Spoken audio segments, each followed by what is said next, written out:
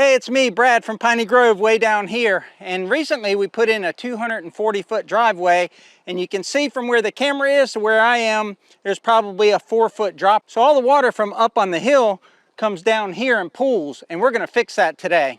So my idea is this. Last year we did a basin type of landscape or hardscape over here on the end of the house to protect the HVAC, and all the water will pool in there. But you can see it's the gable end of the house. So you don't get a lot of water off the gable end, but you do get it coming down the slope and also just collects in here from rain hitting it. So that water comes to this pipe right here, and then that water comes out of this pipe and it pools here and collects with the water coming down the hill. So what I plan to do is divert this water and also install some basins to catch the water and then send it that way down the hill.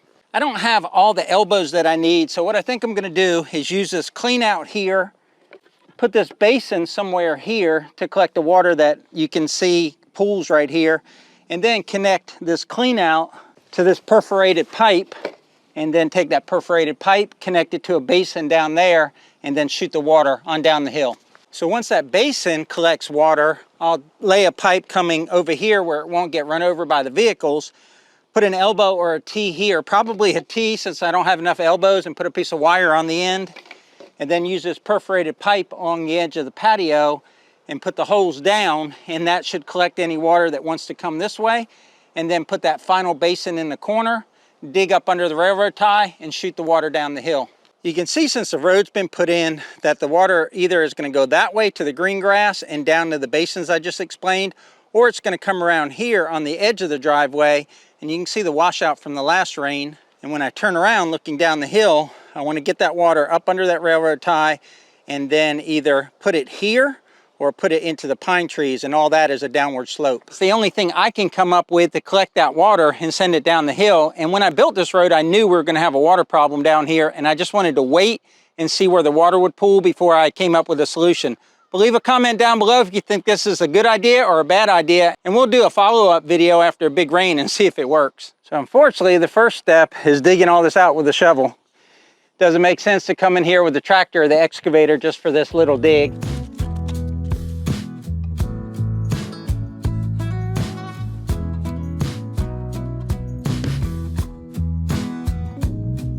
You hate to do something twice, and I could have put that pipe in before I put the gravel in, but I wanted to make sure I knew where the water was going to pool before I put in the basins and such. But digging that out wasn't too bad. You can see the clay and then the road base and then the 57 gravel, but it's all dug out. So I'm going to go grab the tractor so I can dig out this dirt and put it in the bucket so I don't have to carry it by the shovelfuls over there to the woods. And what would a Piney Grove video be without us using our Kubota tractor? So if I put this basin where I want it, which would be actually lower than this, I can't make the water flow uphill to this pipe. So what I'm going to do is cut this pipe off and put this clean out here, and then put wire on the end, and that'll put this part down low to catch any water that's in this area. It's all I can think to do, and that's another reason why I didn't pre-place this pipe, because I wasn't exactly sure how it would lay in there. Sure there's no snakes in there. I will put this clean out on here. If I put some rat wire on the end here, that'll keep rocks from going in there. It'll still let water flow. I can't put this base in here because it'll be too high. Water's never going to get that high. And then I'll angle this down. I've dug out the trench, so I've got good slope going from that clean out there down to this T. So now I just cut a 50-inch piece of sewage and drain pipe. This is kind of thin wall. Put it from there to there, and that'll convey the water, but I don't want it to pick up any more water. We'll use perforated pipe on the back end. That cut it a little ragged, but it doesn't matter because this isn't a pressurized pipe. We're not even going to use glue on the fittings. Just push it on here. Do want to make sure it's fully seated though. It just pushes on there. We'll check slope. I've got this 50-inch pipe bedded in clay and all set, and you can see the fall right here. So we got good fall taking the water from here down to that T.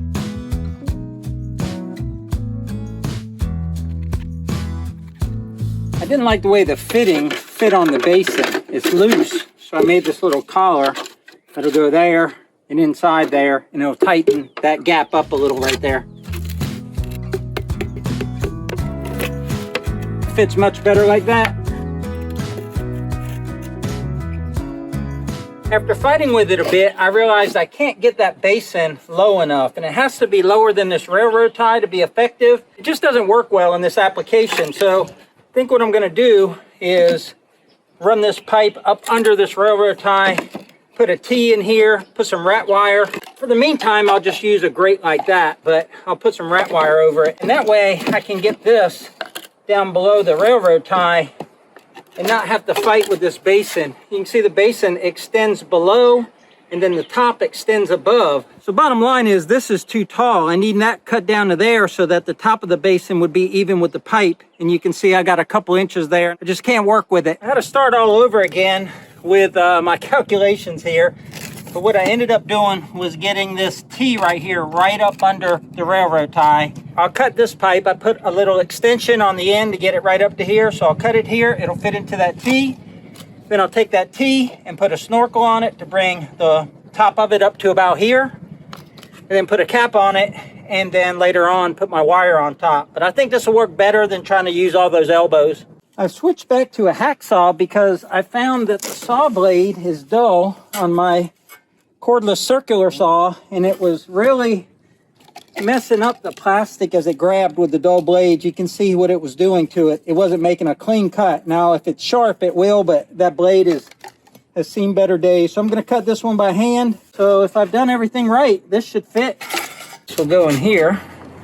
That's not going to work that way. I don't know how it's going to work, but that did not come out as planned, but it came out pretty good. Let me show you the final configuration. So we're going to collect water from that basin there on the end of the house. It's going to come out that pipe. That's perforated pipe all along there under that river rock. So there's a 6-inch basin cover right there. It's way too big, but at least it'll keep the rocks out. We'll come down here. This is not perforated pipe down here to this T. I left that end open, so we'll put rat wire on the end there later. This is a perforated pipe we're going to cover with river rock. And then we have this T down here at the end that's going to serve as a basin. And I have a 6-inch basin top on it that I'll leave there. And then I left a little tailpipe here. You can see it's below grade. Somehow I got to get that water down the hill. You can see that little tailpipe right there is below grade. I thought it'd be a little higher, but the only way to get it higher would be to notch out the railroad tie. And I didn't bring a chainsaw, and so I didn't notch out the railroad tie. But now that's below grade. I got to figure out how to get that water down the hill, but that's going to be another day and another video. Went up and got a little bit of river rock down here in the tractor bucket. I'll put that where the perforated pipe is, and then I'll take some clay and seal under this railroad tie, and then we can button this thing back up and push back that gravel over top of the pipe, and then this job will be done. It's important that I seal where this pipe goes underneath this railroad tie, or else it could potentially wash out. So I'm going to grab some of this clay here and pack it in real good with the handle of this hoe. One thing water will do, and that's find any sort of crack or crevice.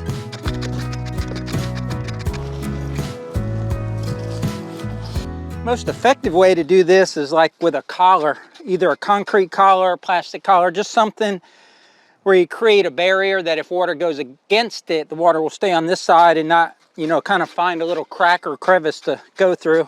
But I really feel confident that with this perforated pipe here and also this little homemade basin, that I can get all the water in the pipe so that it doesn't actually, you know, try to overflow here.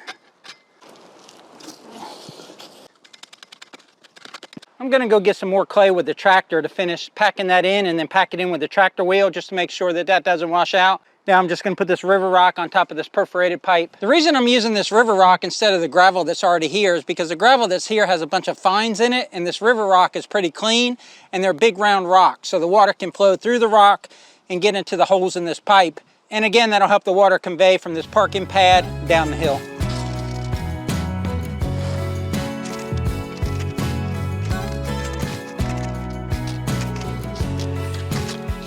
I only need the river rock on top of this perforated pipe, and that starts right here where my foot is. The rest of this doesn't have holes in it to allow water to come in it, so it doesn't matter what you put around that pipe.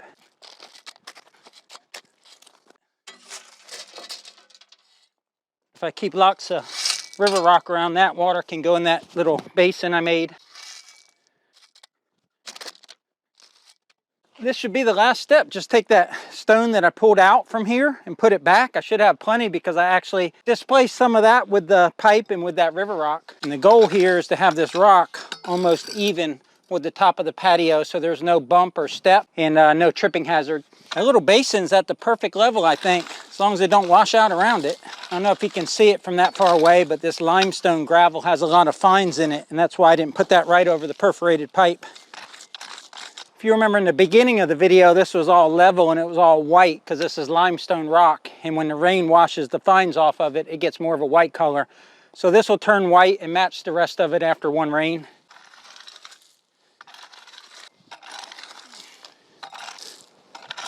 I think we're all done here. I'm just going to take the tractor and push it down a little bit with the bucket, but you can see the pipe is covered. Looks fairly level. We should be able to drain all the water out of this area. Hopefully you enjoyed today's video. If you did, please click that like button. But otherwise, until the next one, you all take care. And remember, life's short, tractor hard.